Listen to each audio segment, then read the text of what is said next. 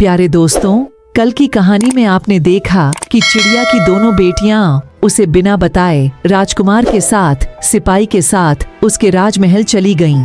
जब चिड़िया ने अपनी छोटी बेटी की गले की माला के मोती गिरते देखा तो वह मोती के पीछे उड़ गई, जंगल से बहुत दूर चली गई, अपनी बेटियों को ढूंढते हुए।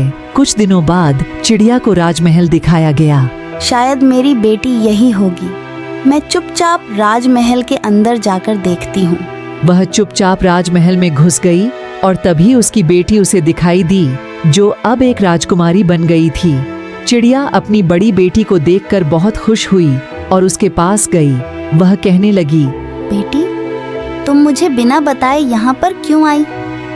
मैं कितना परेशान थी। मैंने तुम्हें हर जगह ढूंढने की कोशिश की। उसकी बड़ी बेटी ने उसे पहचाना नहीं और उसे तलवार से धमकाया।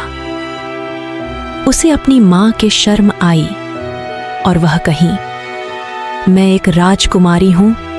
पागल चिड़िया, तुम कौन हो? चले जाओ यहाँ से, मैं तुम्हें पहचानती नहीं। उसकी बड़ी बेटी अपनी माँ को नहीं मानती है और उसे तलवार से धमकाती है। चिड़िया को दुख होता है। चिड़िया वहाँ से उदास होकर चली जाती है। थोड़ा आगे जाने के बाद चिड़िया को अपनी छोटी बेटी दिखाई देती है। माँ को देखकर छोटी बेटी बहुत खुश होती है और उसे गले लगाती है और अपने घर लेकर जाकर उसकी देखभाल करती है। उसे अच्छा अच्छा खाना परोसती है। दीदी को राजकुमारी होने का बहुत गर्व है। वह मुझसे अभी तक बात नहीं करती। उसने तुम्हें चोट पहुंचाई। माँ कहती है कि तुम टेंशन न लो, मैं तुम्हें बहुत खुश देखकर हूँ। दिन बीतते हुए शाम हो जाती है। वह अपनी माँ से कहती है कि मेरे पति आने में समय हो गया है, तुम यहाँ छुप जाओ, क्योंकि मैं उनसे क्या कहूँगी कि तुम्हें देखकर यह चिड़िया मेरी माँ है। चिड़िया मन ही मन सोचती है कि ये कैसे दिन आ गए हैं। मैं अपनी बेटी की जिंदगी को खराब नहीं कर सकती। भगवान, अगर मैंने सच में कुछ अच्छे काम किए हैं तो मुझे सोने के मोहरे में बदल दे। चिड़िया सोने के मोहरे में बदल जाती है।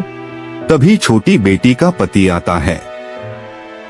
वह उसके पास बैठता है और उसकी आंखों में देखता है और पूछता है, यूं सोने की मोहरे दिखाई दी कि ये मोहरे कहाँ से आए? आज मेरी माँ आई थी और वह मुझे ये सोने के मोहरे देकर चली गई है। बेटी सोचती है कि अब मैं उन्हें कैसे बताऊं, मेरी माँ तो सोने में बदल गई है, अब मेरी माँ नहीं रही, कि भगवान मैं क्या करूं? उसके पति को शक हो जाता है।